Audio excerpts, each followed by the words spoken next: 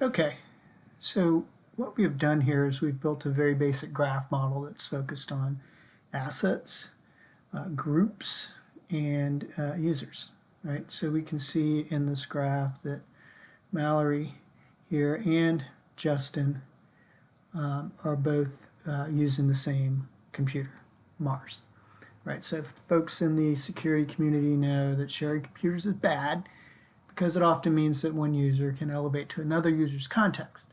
And in order to do that, they need to be an administrator on Windows or a root user on Mac or Linux.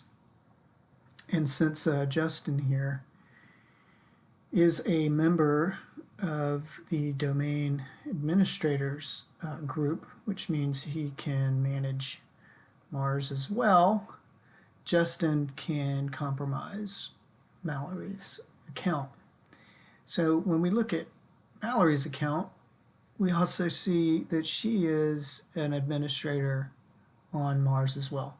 So what we've done here is we've actually identified our first risk in this environment. And we can see that both Justin and Mallory are using Mars, and also that both are root on that machine. So it means they can manage this machine fully.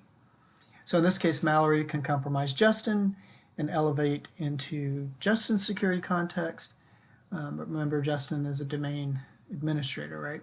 So the great thing about viewing situations by gathering metadata, and you can see metadata here in a table format, is that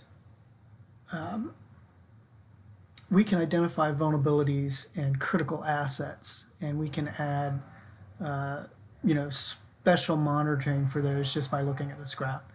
It's critical to get the information about the administrator and root accounts into this graph model.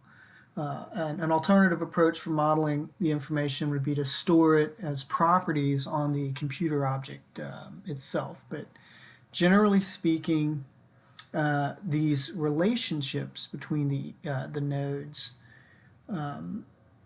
is where we prefer to add those attributes when we're modeling a graph database. If you show this to your red teams or your blue teams, and especially the risk management folks, you'll probably make friends really quickly because this is a really, really good tool for forensics and red teaming and blue team approaches.